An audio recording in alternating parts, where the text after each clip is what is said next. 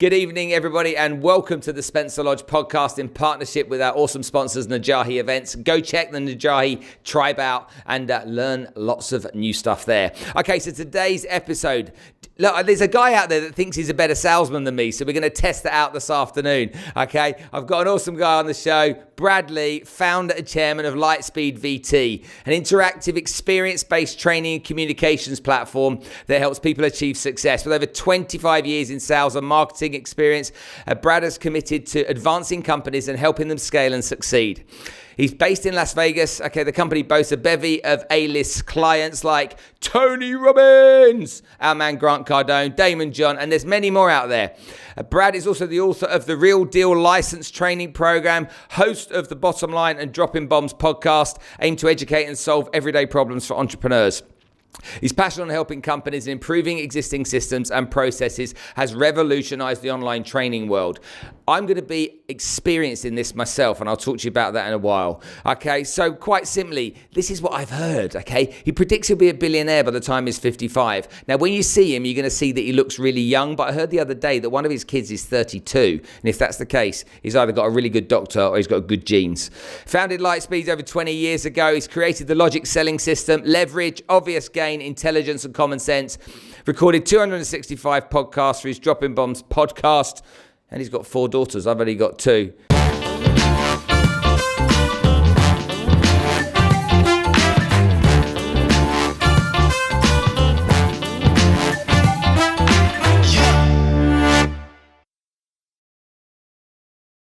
Brad Lea, welcome to the show.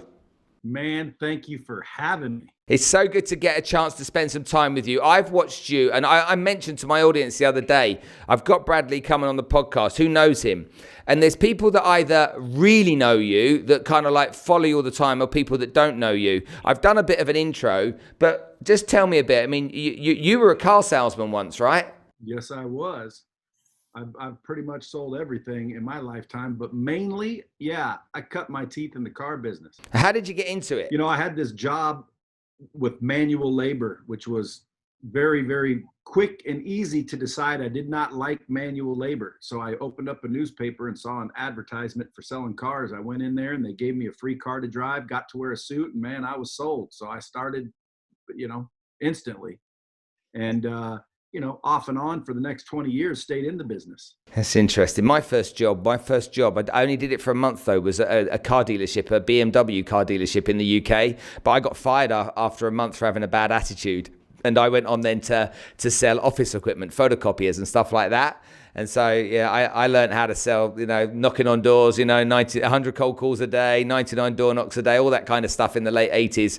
And so I think there are lots of synergies. Whenever I meet car salespeople from that era, there seems to be a lot of very similar stories, funny client type experiences and stuff. And I think car salespeople have they've got something about them, haven't they, typically when they do well, and it's nice to be around them. Yeah, I think there's a camaraderie and a little bit of thick skin, a little bravado, but ultimately, there's a lot of salesmen that kind of give out the stereotype, mainly used car salesmen or car salesmen. So I think that stereotype has changed a little bit over the years nowadays, but man, I'm proud of it.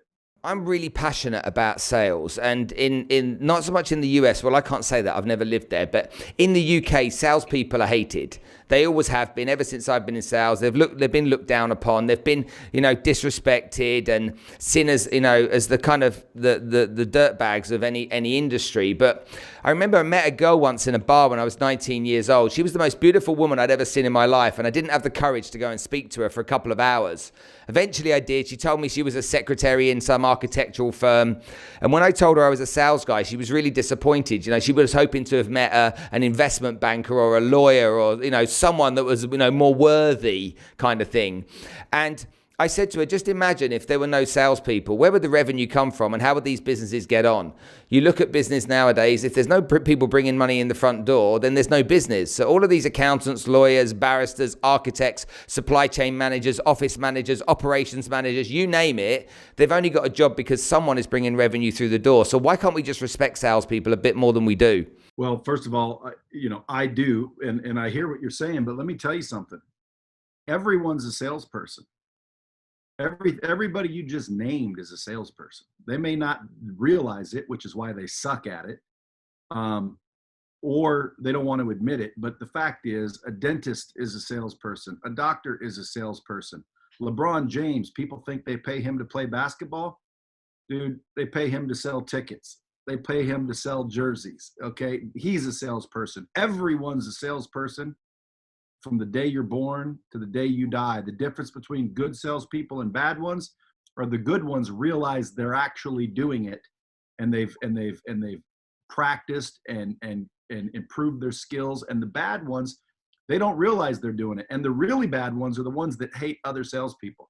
If anyone hates a salesperson, what they're really saying is that they're racist, stereotyping, jackoffs. Because let me tell you something. The reason you hate a salesperson is because you assume they pressure people. You assume they're arrogant. You assume they rip people off. And again, those are just assumptions. And I'm sure that there are salespeople out there that do that, but there's also dentists out there that do that, and doctors that do that, and baristas, as you call them, which I think are lawyers, right? Judges, maybe? The ones that wear the wigs, yeah. They're all types of bad people, right? So there's doctors, there's, barristers, and there's good ones. So at the same time, it applies to salespeople. But here's what I'm trying to basically get people to understand. You are a salesperson, whether you think you are or not. The difference is if you know you are, and you practice, drill, and rehearse the techniques and learn and master the skill, then you're able to do it better. Now, if you think you're not a salesperson, that's what you have to basically kind of change in your mindset. Now, if you believe that you're a salesperson, you probably don't hate salespeople. I agree with that. Now, people seem to get into sales because they get they get bad qualifications or no qualifications at university, or they want to try and find a way of making more money than just a steady job sometimes. But if you want to be a doctor, a lawyer, you want to be an engineer, you've got to study and you've got to be qualified. I find a lot of people in sales don't become qualified to be salespeople. They don't learn the actual trade, the industry itself. And that's why I think that a lot of salespeople fail. Do you think that the same? Do you experience that in the States? Lots of people kind of fall into sales, but they don't then look at it as a career and a craft, and they get it wrong. Yeah, that 100%, absolutely. Again, I mean, my dad came home when I was in the 11th grade, just started the 11th grade. My dad came home a little bit drunk and kicked me out of the house for not mowing the lawn. So I basically made the wise decision, being on my own at 16 years old, to drop out of school. So I dropped out of school. So I didn't get the degrees. I didn't even graduate, for that matter. But at the end of the day, right now, I've got 2 PhDs, 4 MBAs, 12 bachelor's, and 9 associate's degrees. And what I say is, why earn one when you can hire one? So people are like, well, how'd you do that if you dropped out? Dude, I hired them, okay? And I'm a salesperson. So salespeople are the highest paid profession in the world, period, bar none. So again, folks, listen, I don't know why people are impressed with degrees. All that says is that you stayed in class longer than the next person. Okay, you should be impressed on how many lives are you impacting, how many people are you helping, how many problems are you solving. And if a salesperson understands what a salesperson is supposed to do, a salesperson's job is simply to show people solutions, because people don't buy products and services. They buy solutions and results. I completely agree with you. The companies over here, and I for sure know that companies over here haven't really heard of LightSpeed. Can you I know you've been doing it a long time and you've probably done the elevator pitch a million times, but can you just tell us a bit more about what it is, how it works, and how you're better than others? Because I have an e-learning platform, I have a sales training university, okay, and I don't use LightSpeed, okay, because I don't know what the difference really is between what you guys do and others. The difference is our system was designed to actually get people to learn, and most platforms are designed to host videos. So you probably, I don't know because I haven't seen it, but you probably have a hosting system, and what you really want is a learning system. Ours is a learning system. It was designed to get you to actually learn what's in the system.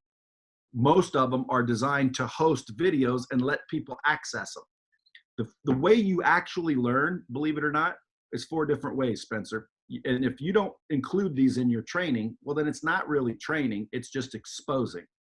The 4 ingredients. Number 1, you have to have good content. I assume you have that. Okay. Number 2, you have to have repetition. Okay. That's why school's 12 years and not 12 days, right? Who wants to go to a church where the pastor read the Bible once? Okay. That's why you go through school over and over, ABCs over and over. You learn with repetition.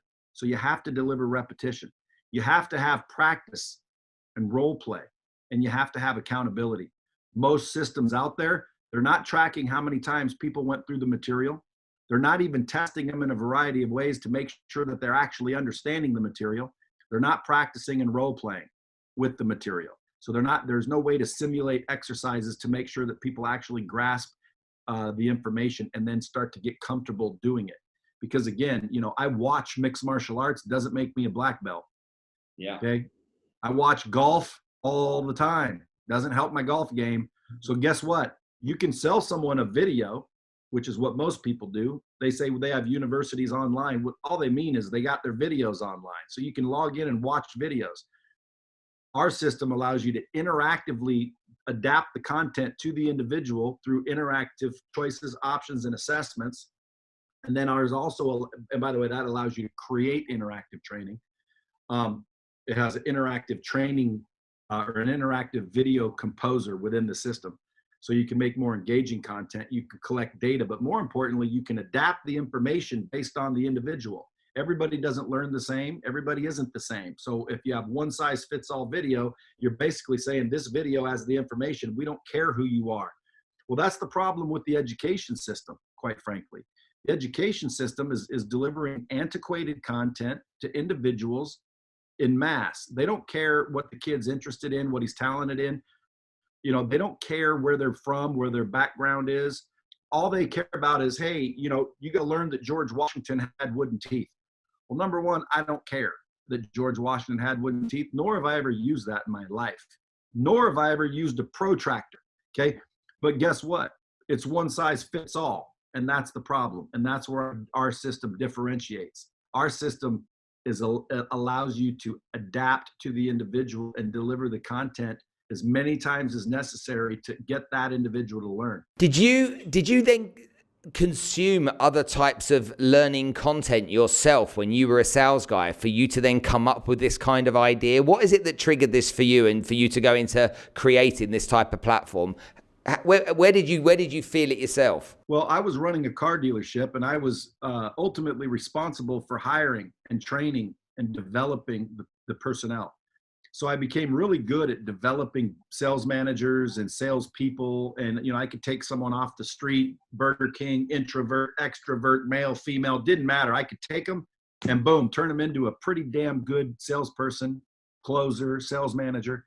And I got so comfortable with it. It was just a knack, I guess. So one day I see this guy in the back of the car lot. He's a porter. You've been in the car dealership. So he's the dude that washes the cars, hardest working dude at the whole dealership, making the least amount of money.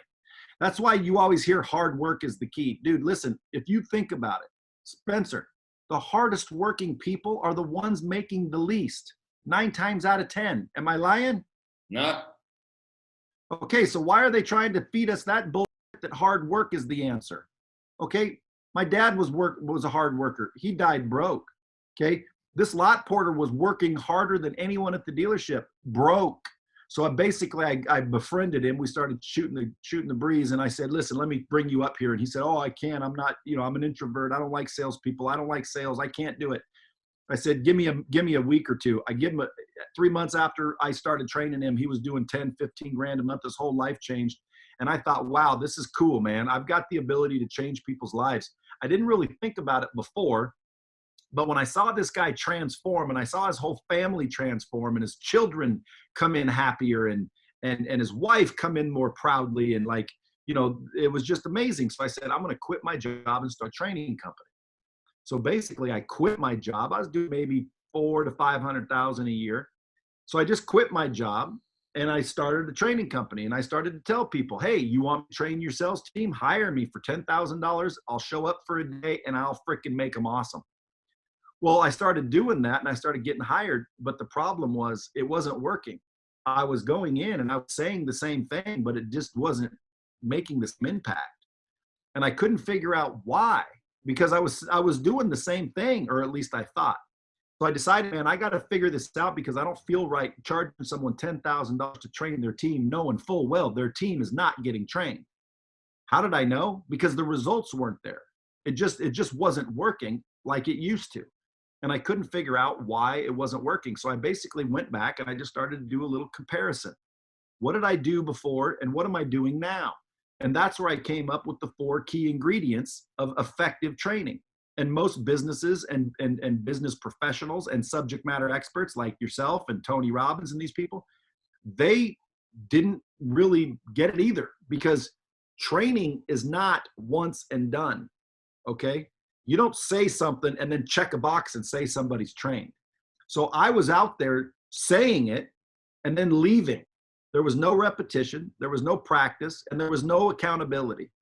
So I started to realize when I worked places that I was doing it over and over. I was holding people accountable because they worked for me. I was telling them what to say, and then I was making sure they said it. I was teaching them over and over. We'd role play, we'd practice. It would be repetition. And then I realized out here, I'm not delivering repetition. I'm not practicing and role playing very much, and I'm not holding anyone accountable. And neither was the managers after I left, because they weren't even in the training. So they don't even know what I said to their salespeople. So they weren't holding anyone accountable. And so I just thought to myself, man, I got to figure out a way to deliver good content with repetition, practice, and accountability. So I invented this system in my head, and then I went out and found a company to build it for me. And once they built my first version of LightSpeed, I put my content in there, and then I let these dealerships that were hiring me use it.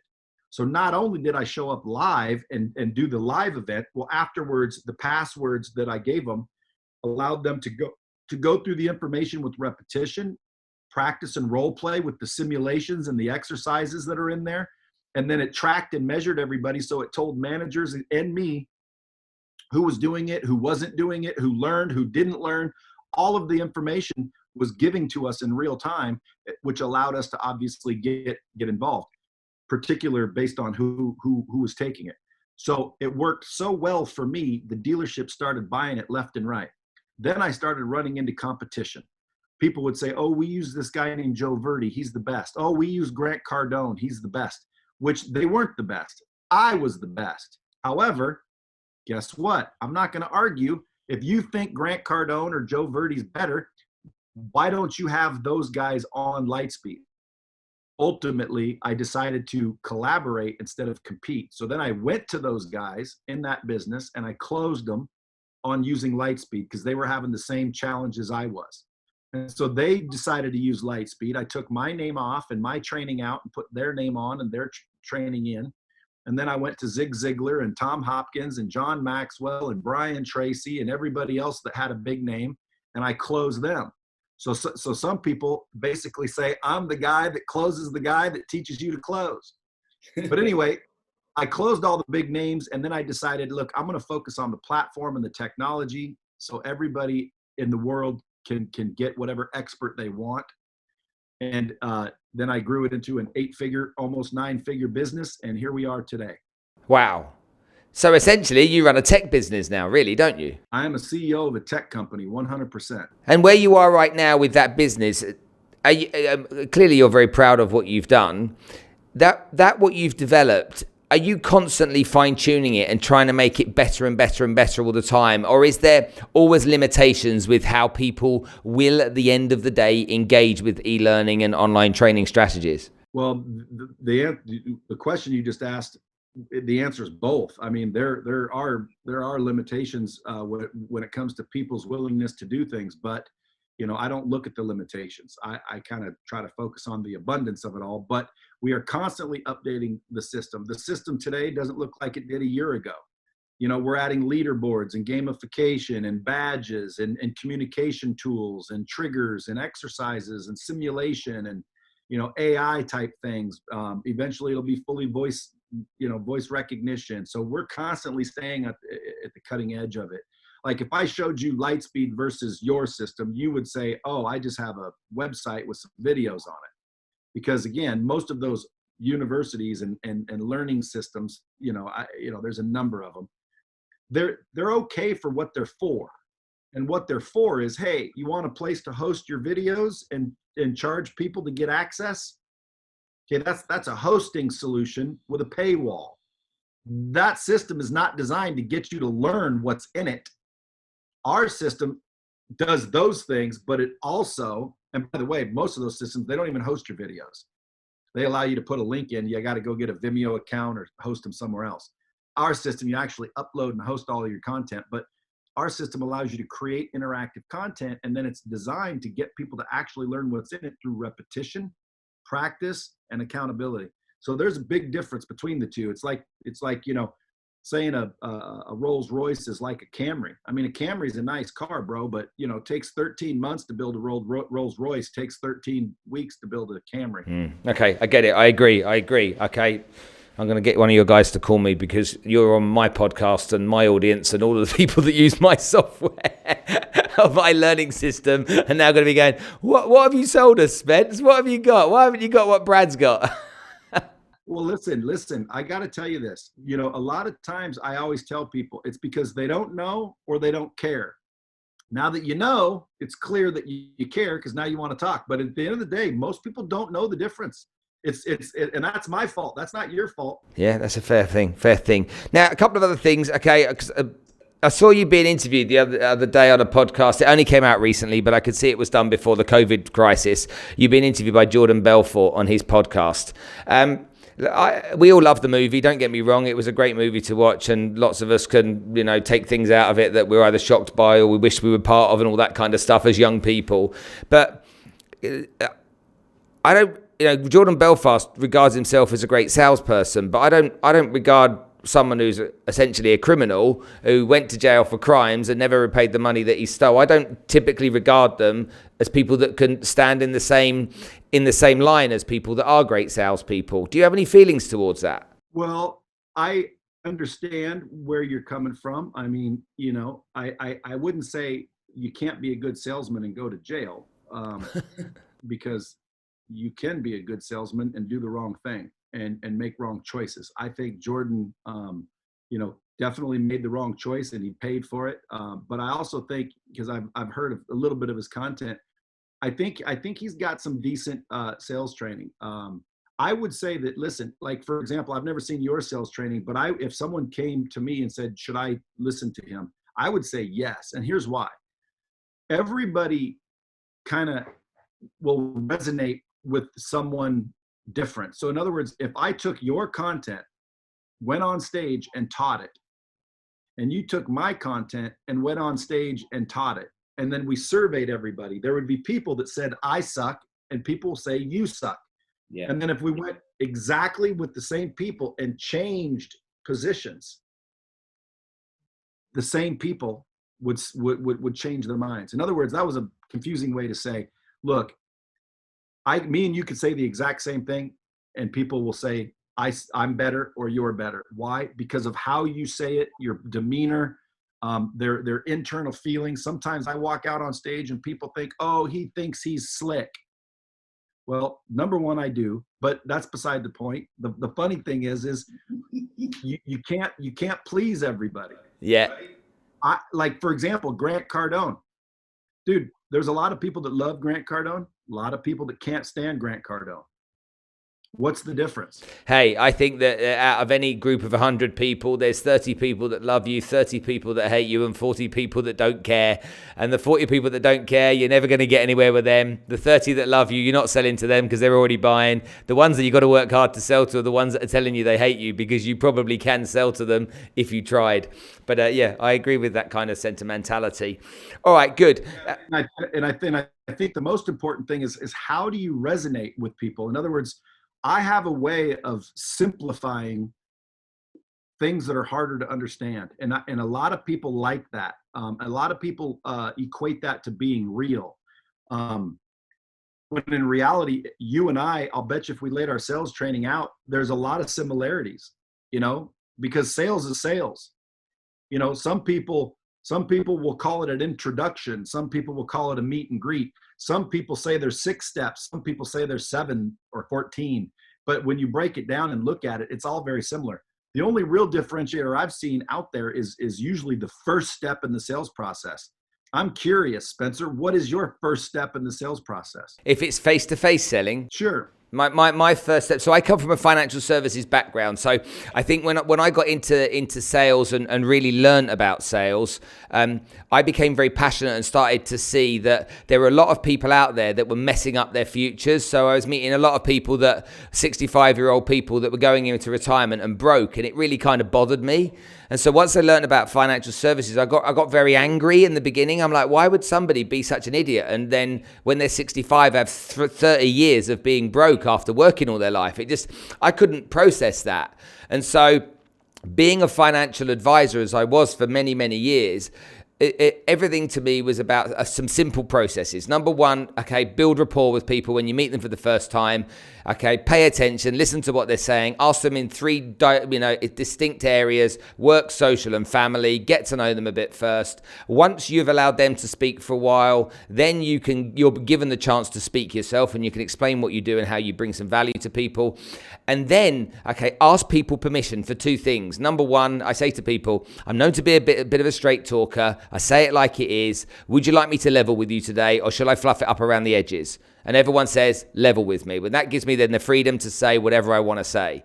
And then, okay, for me, bear in mind, I'm 50 years old tomorrow. So from 1988 onwards, I was in sales. And from 1990, I was in financial services, lived in 10 different countries, dealt with different nationalities. But I knew back then that the secret to success was referrals. And so I literally worked extremely hard at making sure that the most important thing I got out of my first meeting with a prospect was referrals. That was like my everything. We didn't have social media back in those days, as you know. And so for me, it was build rapport. And when I'm building rapport, try and find out who in their network is going to be someone I could lean into. So I don't know, something like if the guy likes golf, I know he plays a 4-ball. Those 3 guys he played golf with, they need to be my referrals. If the guy's got kids that go to school, who are the other parents he knows? If the guy works in a company with lots of people that earn decent money, who are the guys closest to him? That kind of stuff. So for me, it was referrals at everything.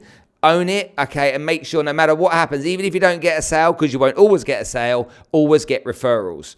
And so I then worked out quite simply and back in those days, it was like, I need to earn $1 million. It was like my thing, $1 million. Well, I worked out I needed to get 45 referrals a week. And to most people in my industry, that was just insane. What do you mean 45 referrals a week? That's nuts. But I knew I needed to see 10 first appointments, which meant I needed 15 in my diary because I knew that 5 might reschedule, as they did. People always had other things that came up, but it would definitely mean I'd see 10. So if I needed 15 in my diary, I needed 3 referrals to everyone that went in my diary. So I needed 45 referrals. I then said to myself, that's 9 a day. That's 4.5 in the morning, 4.5 in the afternoon. Come on, that can't be so hard. And the way that my process worked is the old kind of like fact finds we used to have 3 referral spaces at the top of the fact find so you could get 3 intros to other people. But for me, it was like, shit, I need way more than that. So I redesigned this form and sat down with people. And I used to say, everyone I know gives me between 10 or 15 referrals, knowing I wasn't going to get referrals from everyone, knowing I wasn't going to get 15. But if I asked for 15, I knew I'd always get 5. And getting 5 from everybody meant I'd get 50 a week, covered my 45, I'd be fine. So rapport was critical for me. It's like learn how to be really good at it. And don't bullshit, okay? Be genuinely interested in people. And I think that's why I like doing the podcast, because I'm actually really interested in people and why they do what they do, how they achieve what they've achieved, what failures they've had, and that kind of stuff. I'm genuinely interested. So building rapport made that happen. And whether it's talking to a successful dude like you, okay, and learning about the entrepreneurship that you have and the business that you've built, or whether it was Nick Yarris last week, who was 22 years on death row for a crime he didn't commit.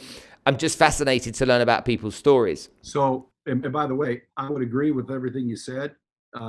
Build rapport, we call gather intel. So again, that's what I'm talking about. There's similarities, except usually one, and it was the first step. What's your first step? When I meet somebody for the first time? Well, it's your content. I don't know. But in my mind, the sales process begins every day when you go to work. Okay. So no matter where you are, whether you work online, work in person, there's a process and there's a daily thing that you're supposed to follow. my first step in the sales process, it doesn't change whether you're online or otherwise, but the first step would be before you begin to sell anything to anybody. The first step. Okay, what is your first step? What is your first step? Before I sell anything to anybody. So when I go to work in the morning, before I sell, I don't know, my attitude, my understanding what my goals are, being clear on what I've got to do, making sure that I've got the right mindset. Okay, let's call that preparation. Okay. Very few people you will see in the world will teach preparation as their first step. Their usual first step is meet and greet, introductions, shaking somebody's hand. And I'm not, and again, there's nothing wrong with that, because all the things you just said in that last 10 minutes, I agree with all of it. Build rapport, listen for the answers, ask good questions, but my point earlier was most everybody's sales training somehow is very similar, because sales is sales. The only difference are the nuances and the small experiences that we all have and how we resonate with somebody. So if you can explain to somebody very easily and they like the way you deliver it, they're going to like you better than they like the next guy, even though you guys are saying the same thing. So to me, I realized that at a very young age. So it's like, if someone's like a Grant Cardone fan or a Spencer fan, like I don't even try to argue. They're both awesome. And the reason I'm saying that is because you asked about Jordan Belfort. I never say someone doesn't have good content unless I've went through it and I think that, which in Belfort's case, I don't think that. I think Jordan Belfort's straight line selling system has some very valuable information in it. But again, I don't think if you put me and Jordan Belfort on a sales floor that he would even come close to my results. He can straight line everybody all he wants. I'll outsell him, I'll outgross him, and I'll out referral him. In other words, you're right, dude. Most people forget to ask for referrals. I used to freaking get referrals so uniquely, people would literally not even realize how I'm getting so many. I would walk up to people and I would say, hey, let me ask you a question. I'm trying to buy people's cars for my used car lot. If you write down 5 names and numbers of who you know and what they drive, I'm going to try and buy their car from them. And if I do, I'm going to send you a bird dog or whatever we were offering. See, I turned into a buyer. Everybody gave me names and numbers because they didn't think I was going to sell anything. They thought I was going to buy. And anytime you would ask for referrals, most salespeople, they go up and they're like, hey, let me ask you a question. You know anybody that wants to buy a truck or a car? And hey, do you know anybody I can sell a house to? Or hey, do you know anybody that else needs a copy machine? And then they're like, well, I'm not sure. And even if they do, they don't really want to tell you, especially if they don't like you, because they don't want to be blamed by their friend for giving their phone number. So a lot of times, a lot of salespeople ask for referrals, but they just don't get any because they're asking, do you know anybody I can sell? When in reality, you flip the script and you ask, do you know anybody I can pay? And dude, everybody opens up their phone book because they don't mind giving you names of their friends and relatives to cut them a check. Okay, right. Okay, I get it. Okay, let me tell you where I come from on this then. So I agree. The ones that ask for it, don't ask them the right way. They invariably then don't get any. They get rejected. It hurts them. And then they ask weaker and weaker and weaker approaches until they give up altogether. But again, going back to when I was in financial services, it was like, holy okay, if you're married and you've got kids and you don't have life cover and you die, you are nuts. If you get to 65 and you're broke, you're nuts. There's other people that you know that I don't know that need to know about this. They need to stop making these bad decisions. Okay, and if you introduce me to those people, you are doing them a favor. And it didn't come from a place of selling. It came from a place of like, this is serious. This is a big problem. And so that's the feeling I've always had towards it. It's like referring someone isn't doing me a favor. Referring someone is doing them a favor. And so, again, that's where your conviction comes in, how you deliver what you're delivering, doesn't it? Yeah, and you've also got enthusiasm. Enthusiasm is very contagious. Yeah, I give you that. Can we talk about a couple of things that are off subject right now, but very poignant and important right now? I've been watching some of your videos about your thoughts towards the lockdown and the virus and stuff like that. And so just to give you a picture over here, a long time before you guys we had the schools close. And everyone was like, what do you mean they're closing the schools? This is nuts. And 4 weeks later, you started closing schools in the States, but we were already closed. And then a few weeks after that, okay, public gatherings were stopped. And a few weeks after that, okay, then it came in and it was total lockdown, 24 hours a day lockdown that we had going for, I think, 4 weeks. Now the lockdown is over 24 hours a day. It's only 10 p.m. until 6 a.m. that you can't leave your house. The rest of the time you can go about your business. But in Dubai, we have, just to give a comparison, in London, you have 900 ICU beds in hospitals. In Dubai, we have 3,000 ICU beds in hospitals because we have a lot of that medical tourism here. So there's loads of hospitals, right? And they've also set up another place, the World Trade Center, which is an exhibition center. They've added another 3,000 beds of ICU in case they get the virus. More people have been tested here than anywhere else in the world per capita. But for me, yes, there's people getting sick, but the impact of this on the economy and on people's lives, to me, is so mind-blowingly frightening that I don't know where the balance is or where this has to come out with stopping businesses and economies running for the welfare of what I noticed from the statistics are predominantly older people or people that have got a pre-existing condition.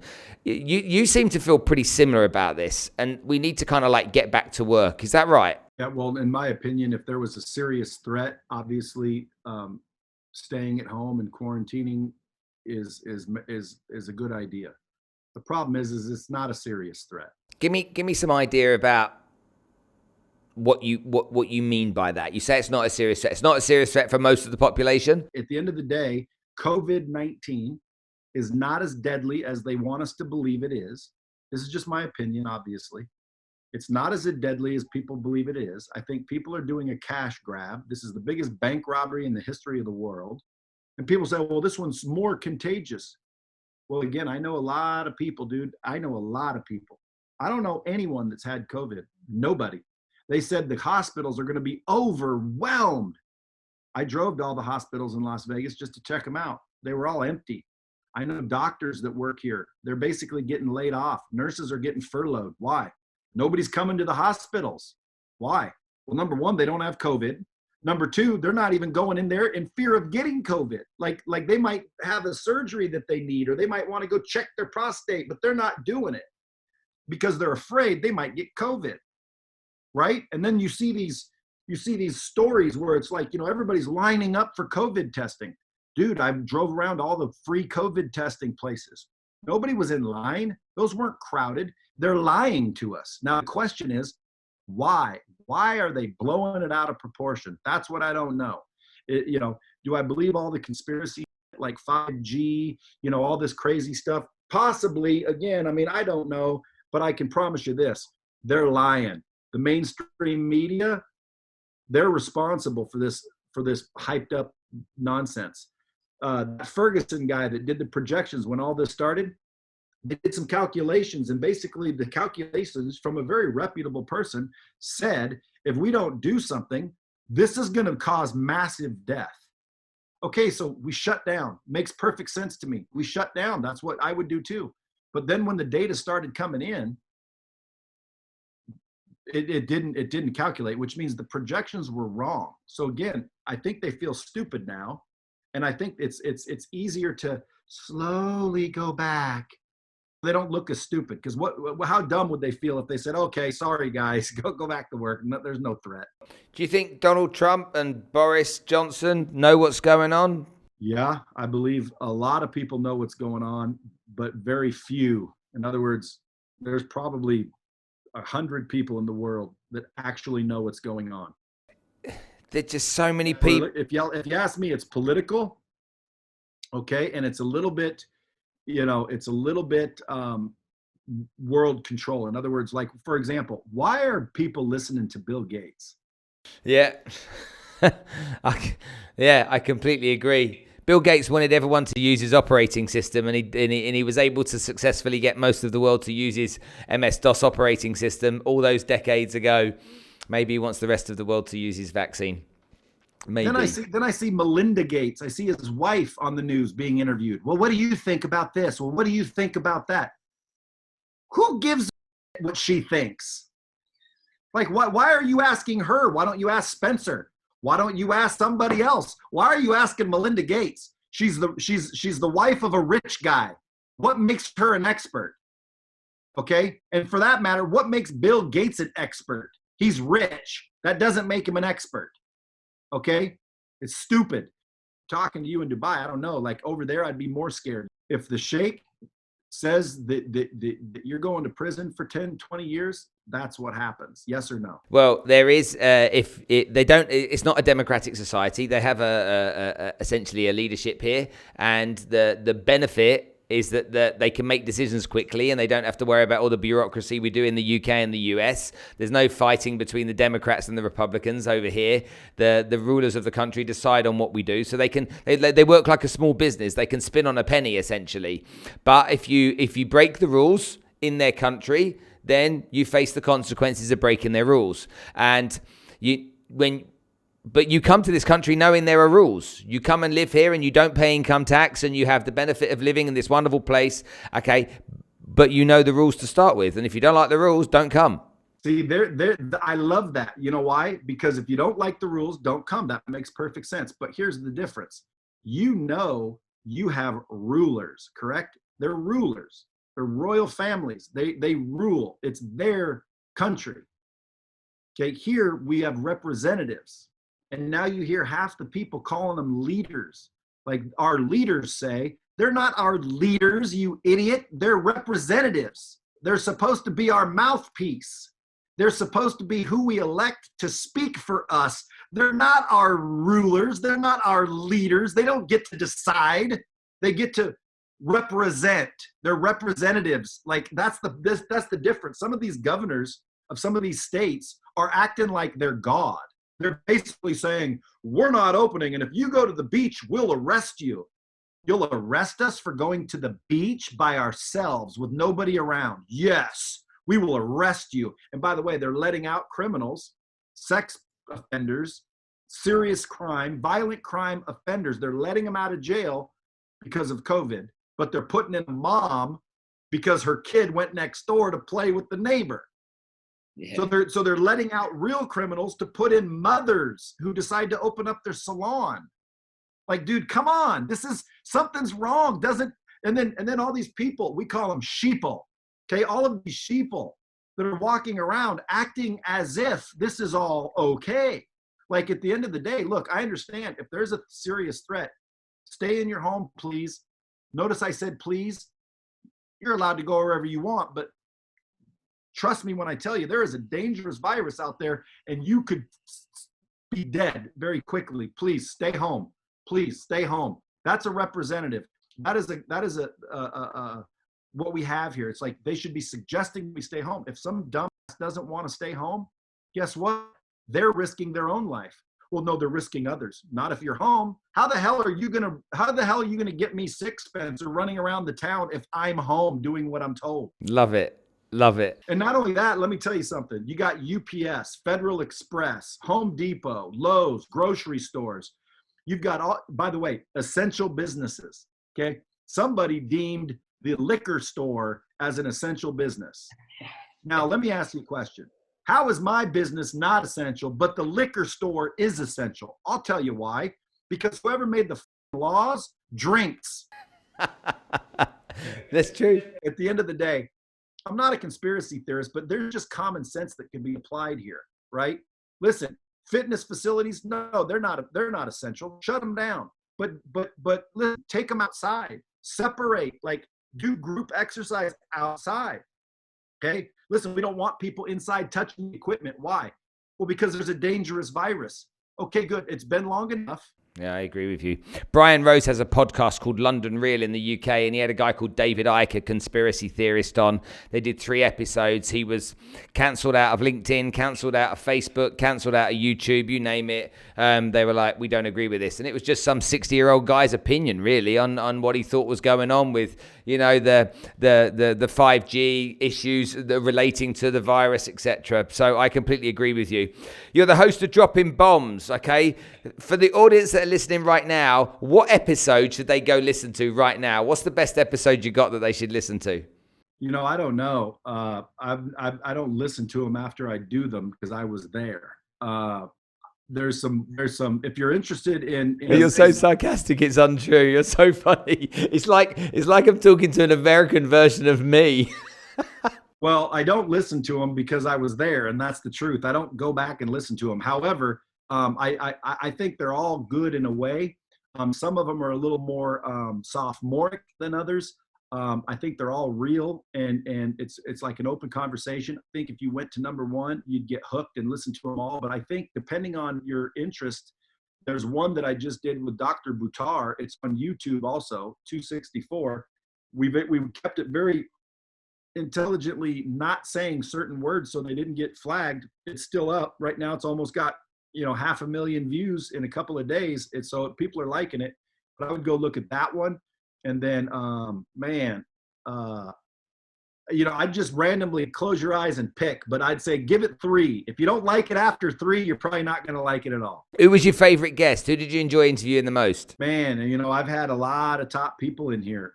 I think I enjoy them all. I'm one of those guys that believe that you learn from everybody. Every time I approach somebody, I realize they know something I don't. And I'm a fan of learning. I seek new information because at the end of the day, Spencer, if you want to change what you're getting, you have to change what you're doing. And if you want to change what you're doing, you have to change your beliefs, because people behave the way they do because of what they believe. And in order to change your beliefs, you need new information. That's why people change their mind, because they found out something new. So I am avidly seeking new information on a regular basis. So to me, every time I do a podcast, man, it's new information. I enjoyed every single one of them. I don't know which ones I enjoy the most. Between Grant Cardone, Jordan Belfort, Damon John, people that you've never heard of are awesome. There was her name's Egypt Sharaj. She was awesome. David Neagle, I just got done talking to, was awesome. Today I'm doing Andy Frisella. Yesterday I did a guy named David Rodriguez, who basically is very aware of an elite pedophile ring in Hollywood. It's not a rumor. It's not a myth. They really are, they exist. So I was very interested in that because I have a soft spot for children and abuse and things of that nature. So that was crazy. Dr. Buttar, that one was unbelievable. If you want to go really look into this COVID, start looking up Dr. Buttar. They're deleting them as fast as they see them. And it's not like David Icke's. Okay, David Icke's I saw. He's got his opinions. Okay, Buttar's got stats and facts. Okay, and so do many other doctors. They're just not being heard because they're being censored. I'd go look at that one. Plus, there was a police officer that got on. I shared his video. His video went viral. He basically said, look, I'm a law enforcement officer, and I don't know how the rest of you feel, but like, I'm being told to arrest people for things that they shouldn't be arrested for. I'm being told to enforce laws that our governor is basically making up out of his. And I just don't feel right doing this, right? So we should be based on the Constitution, and we should be, so basically he's being what he should be, which is a law enforcement officer. Well, he basically said, these aren't laws that we're enforcing. They're commands. And I don't think we should be doing it. So they fired him. See what I mean? Like, dude, what the hell's the problem right now? The governor does not make our laws. I get it. I think I saw that police officer one as well, so I know the one you're talking about for sure. Okay, last question I've got for you. I've got 2 daughters. Mine are 18 and 21. Your daughters there's 4, I believe you've got, for a youngster and one that's old, 30 years old or something, yeah? Yeah, I got 6 kids from 9 women. Tell me, have you ever had any of your kids come and work in the business with you? Yeah, I've got 3 of them that work here. What's it like having dad as the boss? For them, I'm sure it's comforting because they can't get fired. But for me, it's nerve wracking because I want them to do better than most, and you got to be a little harder on them than you want to be. But I have 2 little ones, 5 and 7, and then I've got 2 boys in the middle, which is, let's say, 20, 23 and 26. And then I've got 2 older girls. One is 31 and one is 34. How old are you? 51. Get the bed, man. I'm turning 50 tomorrow. I'm terrified about being 50. What was it like when you turned 50? Same thing it was like when I turned 30. I won't go any further on that. Last question before you go. Best piece of advice you've ever been given? The best piece of advice I've ever been given would probably be, don't worry about what other people think. Too many people fear other people's judgment, so it stops them from saying what they want, doing what they want, and ultimately it causes them to not end up fulfilled. And if they are fulfilled, it's fulfilled with regret. You know, I think relationships are the new currency. I think relationships basically is the new economy. So if it would be my best advice to you or anybody listening is to shake more hands, meet more people. You know, it's not, the more hands you shake, the more money you make. The first relationship you want to master is the one that you have with yourself. Too many people, believe it or not, don't like themselves.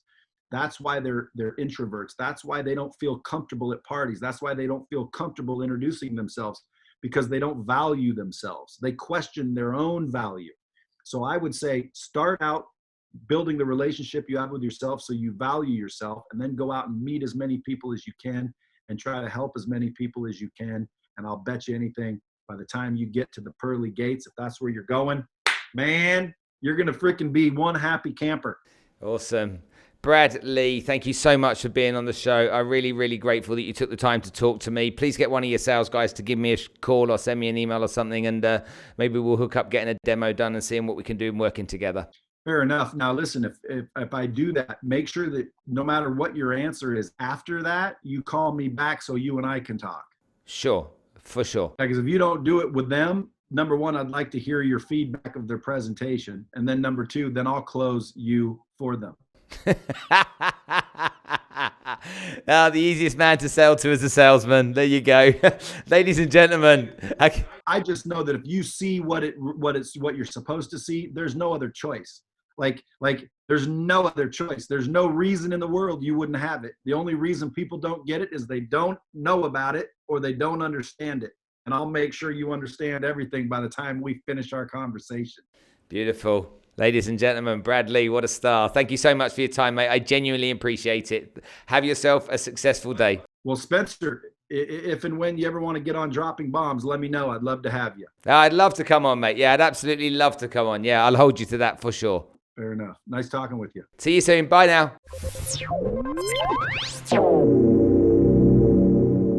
Well, there we have it. How cool was that? Brad Lea, loads of energy, loads of drive, great sales guy. Okay, some of the video content is not going to be as clear because it wasn't so good. So please forgive me from that perspective. But what were the takeaways today?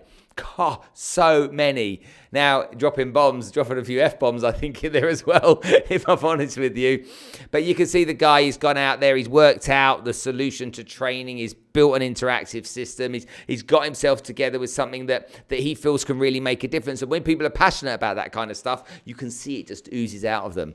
He's got an opinion on many things. And do you know what? He talks a lot of sense, in my opinion, to be honest with you. So tell me what your thoughts are. Tell me what you think. And hopefully you've enjoyed the show.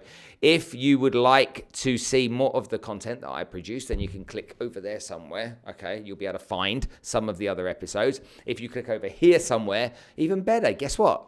You'll be able to subscribe and get access to all the content I produce. So without fail, do me a favor, do yourself a favor, give it a click over there. I'll see you soon.